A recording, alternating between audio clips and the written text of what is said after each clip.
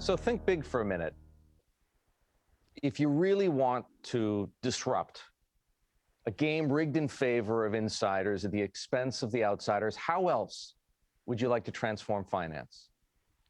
I do want to have a Berkshire-like instrument that is all things, not to sound egotistical, but all things Chamath, all things social capital. Look, I was the one that backed up the truck in 2012 on Bitcoin, 2014 and 15 in Amazon, 2015 in Tesla.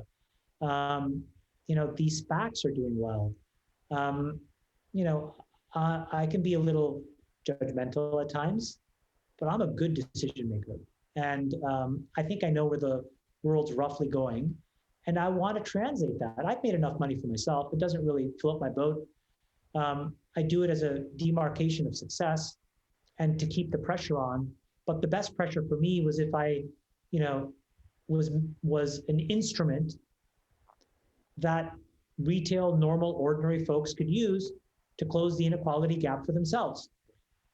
One of the things Buffett did was effectively hold forever, right? Put his permanent capital to work and almost never sold.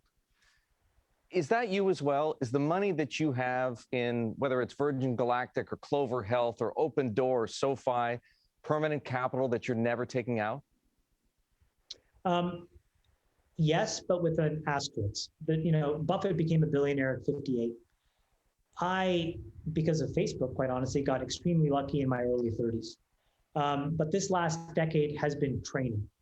And, these last few years now, I'm really on the field. I got my pads on, and I feel like I can play as good as anybody else.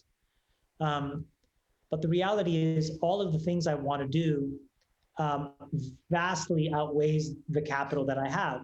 Probably I'm, running $10+ billion, 10, 15 billion. I don't know the exact number, to be completely honest, I should. But I am risk on, and I am moving a lot of balls down the field, myself and my team. And the reality is that those things sometimes consume capital. So at the end of last year, my family office called and said, hey, dummy, you need to put a little bit of money here just to make sure that we have liquidity and we can keep doing all these things.